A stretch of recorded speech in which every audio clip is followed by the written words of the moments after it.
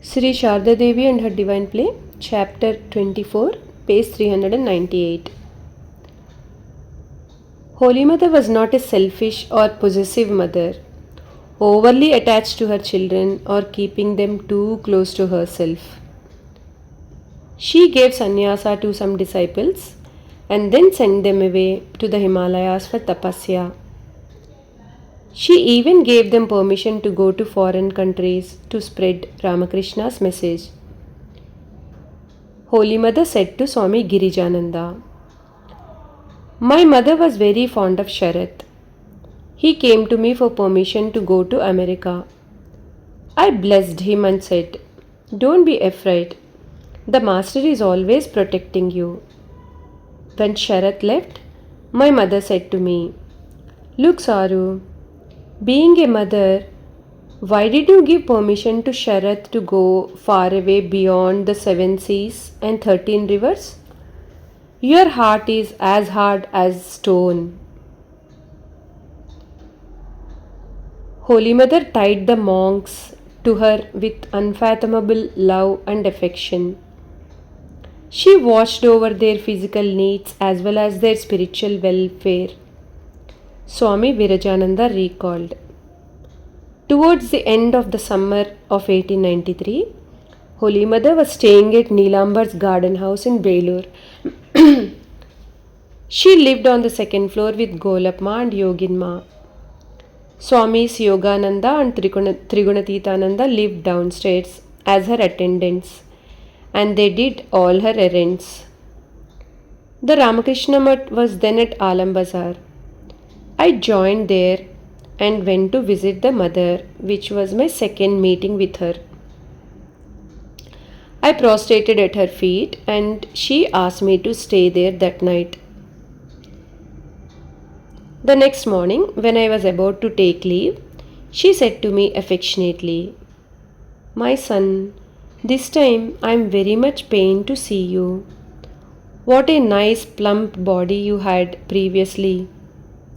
Repeated attacks of malarial fever have now brought your health to such an emaciated condition. Well, you have joined the monastery, but you know those people there are penniless fakirs. How can they procure the requisite nutritious food for you? What necessary care for your health is possible there? So I suggest that you go back to your home and stay there till you regain your health with proper diet and medicine." I was least prepared for these words of the mother. Astounded, I couldn't utter anything for some time. After a while, I said, "Mother, you are asking me to go home. What shall I do there?" She replied, "You spend your time practicing meditation, japa, worship, and studying the scriptures." Coming downstairs, I could not hold back my tears. I went to a secluded corner of the garden and wept bitterly. Swami Yogananda heard the whole story from Golapma about me. He consoled me and asked, "Have you received any initiation?" "No, I have not," I replied. "Then why did you not ask the mother what meditation and japa you were to do at home?" said Yogananda. "Well, ask her tomorrow after your bath." Those words of the Swami were to me a revelation. I did not know till then that the mother gave initiation to anybody. However, as per the instructions of Yogananda, I went to the mother in the next morning after she had finished her worship and put to her the tutored question. The mother then initiated me formally. The mantra that she gave me for japa and meditation was not in tune with the particular aspect of sadhana I had been following. So I was a little confused and asked her openly, "Mother, I have been meditating on God in such and such a manner and that gives me great satisfaction. No, my son, what you have received from me is better for you, was her short reply. How strange!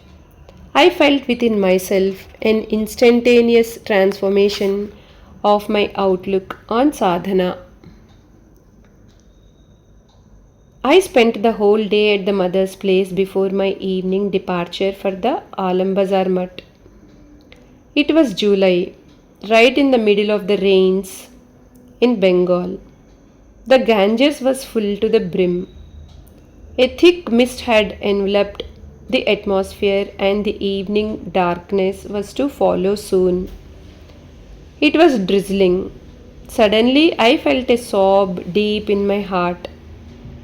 The gloomy, inclement weather outside represented my state of mind. With a heavy heart, I went to the mother and said, Mother, I will take leave of you now. Yes, my son, she said. It is time. Well, come here now and then. See that the body gets strong. She then touched my chin by way of motherly blessing.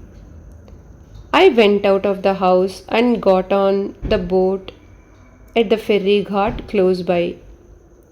The boat plying northwards passed in front of the garden house. In that background of twilight, I looked at the mother's room on the terrace. She was standing on the open terrace with her gaze fixed towards the Ganges on the boat. As long as the house was visible from the boat, I saw her in the same position. My heart surged with emotion and tears came in profusion. Later, I learned that Golapma had protested her standing that way in the drizzling rain, but she said with tearful eyes, Oh, I am thinking how very sad the boy must be feeling, so I am looking at him. Jai Ma.